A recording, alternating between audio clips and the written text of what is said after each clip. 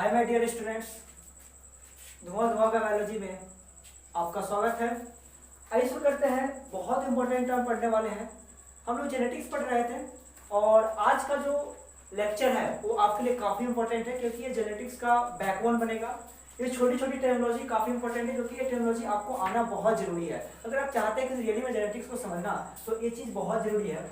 अब एक चीज़ बताना, हम लोग जो टर्म्स पढ़ेंगे उसको ध्यान से समझिएगा, बिल्कुल हम ध्यान से समझाएंगे भी आपको और सब कुछ आपको यहीं पे याद हो जाएगा। और एक चीज बताना, कहता है कि जो टर्म्स है जेनेटिक्स से रिलेटेड उसके बारे में बातें करेंगे तो पहले जो टर्म्स जो पहला नंबर आता है वो आता है कैरेक्टर का। तो ध्यान समझना कि एक्चुअली कैरेक्टर वर्ड का मतलब क्या होता है। कहता है कि फीचर ऑफ एनी ऑर्गेनिज्म, जैसे मान लो हम इसको एक ऑर्गेनिज्म मान रहा है तो आप इसको ऑब्जर्व करेंगे तो इसका कुछ ना कुछ फीचर तो जरूर होगा।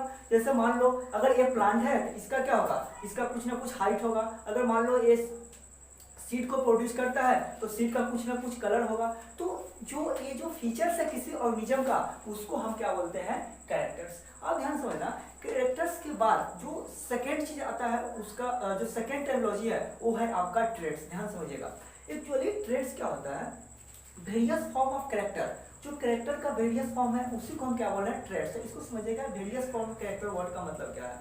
अरे कैरेक्टर तो हम जान चुके हैं। अब कहता है कि कैरेक्टर का वेरियस फॉर्म, जैसे आप कहें कि सर ए ऑर्गेनिज्म है और इस ऑर्गेनिज्म का मान लो ए प्लांट है तो इसका कुछ ना कुछ हाइट होगा।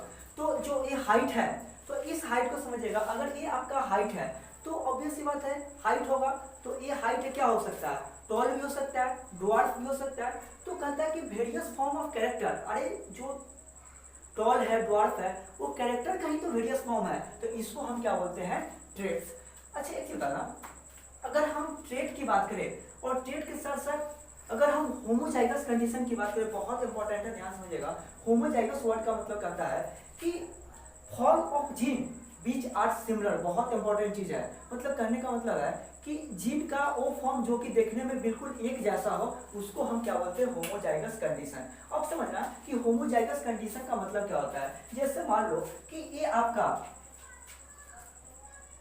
कैपिटल टी और स्मॉल टी, तो कहता है कि form of gene beach is similar, मतलब जीन का वो फॉर्म जो देखने में एक जैसा हो उसको हम होमो वर्ड का मतलब क्या होता है, सेम। अब एक चलता है जो आपका होमोजाइगस है, होमोजाइगस उसको समझिएगा, अगर हम कैपिटल टी या फिर स्मॉल टी उसको हम होमोजाइगस कंडीशन करते हैं। लेकिन कुछ लोग का मिसकंसेप्शन होता है कि सर जो अगर मान लो कि हम कैपिटल टी और स्मॉल टी को होमोजाइगस कर सकते हैं क्या, नहीं, ये बिल्कुल गलत है। क्योंकि होमो का मतलब क्या होता है, सेम। तो जब भी हम लेटर से रिप्रेजेंट करेंगे तो वो लेटर क्या होना चाहिए, सेम रिप्रेजेंटेशन का लेटर होना चाहिए, चाहे वो कैपिटल हो या फिर क्या हो, स्मॉल हो। अगर हम बातें करें कैपिटल ए भी हो सकता है, कैपिटल बी भी हो सकता है, तो बहुत सारे एग्जांपल ले सकते हैं। अगर हम हेट्रोजाइगस कंडीशन की बात करें तो ध्यान समझना कि हेट्रो वर्ड का मतलब क्या होता है, डिफरेंट। तो कहता है कि जीन का वो फॉर्म जो कि देखने में क्या हो, बिल्कुल अलग हो।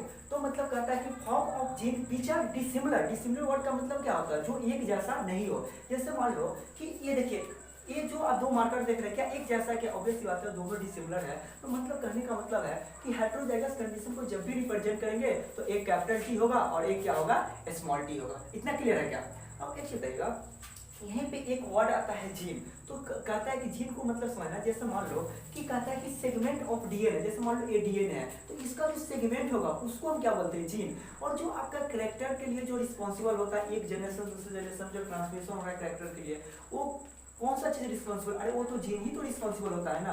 अब एक चीज होता है ना, इसके साथ साथ अगर एक दो चीज और बातें करें, बहुत इंपॉर्टेंट टर्म है। जैसे मान लो कि अगर हम एलील की बात करें तो कहता है एलील वर्ड का मतलब होता है कि जीन का जो अल्टरनेटिव फॉर्म उसको हम क्या बोल रहे हैं, एलील बोल रहे हैं। अब बताना, कहता है कि they are present on the homologous chromosome on the same location. अब समझिएगा, अच्छा ये बताओ कि ये दोनों क्या है, आपस में होमोलोगस क्रोमोसोम है। कहता है कि they are present on the homologous chromosome on the same location। जैसे मान लीजिए इसका लोकेशन देखिए, इसका भी लोकेशन सेम है, इसका भी सेम है, इसका भी सेम है, तो इसको क्या बोल रहे हैं हम, एलील बोल रहे हैं। अब कहता है कि एलील और नॉन एलील वर्ड का मतलब क्या होता है, ध्यान समझना कि आप ध्यान समझिएगा, जो कैपिटल ये जो आपका टी है, इस क्रोमोसोम का टी और इस क्रोमोसोम को टी, मतलब दोनों क्या है, एलील है। लेकिन अगर मान लो कि ये क्रोमोसोम का ए और इसका टी दोनों आपस में क्या है, नॉन एलिड फॉर्म है।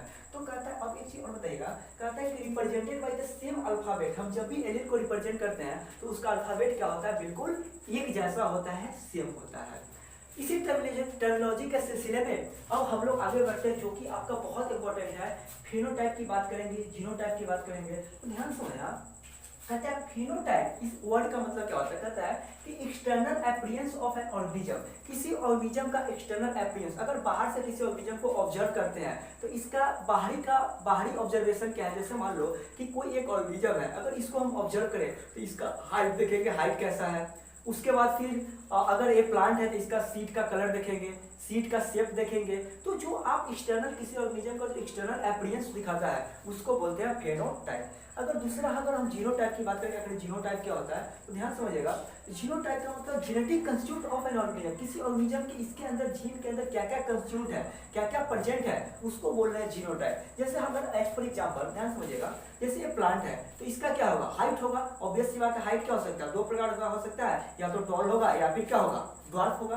तो ध्यान समझना, तो बहुत इंपॉर्टेंट चीज है। अच्छा ये बताओ, जो टॉल होता है वो कैपिटल टी किसको रिप्रेजेंट करेगा, टॉल को, और स्मॉल टी किसको रिप्रेजेंट करता है, ड्वार्फ को। तो आप यहाँ पे समझिएगा, बहुत इंपॉर्टेंट कंसेप्ट आते हैं। जैसे अच्छा ये बताओ, ये कैपिटल टी स्मॉल टी दोनों किसको रिप्रेजेंट कर रहा है, टॉल को ही रिप्रेजेंट कर रहा है। लेकिन अगर आपसे पूछे कि जो कैपिटल टी स्मॉल टी, ये क्या है आपका, प्योर टॉल है, और ये क्या है, इम्प्योर टॉल। ये छोटी छोटी कंसेप्ट बहुत इंपॉर्टेंट है। अगर हम ड्वार्फ की बात करें तो ये स्मॉल टी मतलब कहने का मतलब है, अगर दो स्मॉल टी अगर कहीं लिखा हो तो इसका मतलब किसको रिप्रेजेंट कर रहा है, ड्वार्फ को रिप्रेजेंट कर रहा है। इतना क्लियर है। अब बताना, हम नेक्स्ट टर्मिनोलॉजी की बात करें, वो है आपका इनब्रीडिंग डिप्रेशन। ध्यान समझिए, इनब्रीडिंग वर्ड का मतलब क्या होता है, कहता है कि when a closely related member of same species, मतलब कहता है कि when a breeding take place between closely related member of same species, मतलब जैसे मान लो कि दोनों क्या है, सेम स्पीसीज है। ध्यान समझिएगा, जैसे मान लो कि एक दोनों सेम स्पीसीज है, तो इसके बीच में जो इनब्रीडिंग हो रहा है उसको हम क्या बोल रहे हैं, कि इसको हम क्या बोल रहे हैं, इनब्रीडिंग बोल रहे हैं। अब कहता है, अगर हम इसकी बात करें तो जो सबसे बेस्ट एग्जांपल इनब्रीडिंग डिफरेंशिएशन का वो है आपका सेल्फ पॉलिनेशन। और पॉलिनेशन वर्ड का मतलब होता है, अगर आपसे पॉलिनेशन का मतलब पूछे तो क्या होता है, transmission of anther from stigma, समझ रहे हैं ना। तो उसको हम क्या बोल रहे हैं, आपका पॉलिनेशन बोल रहे हैं।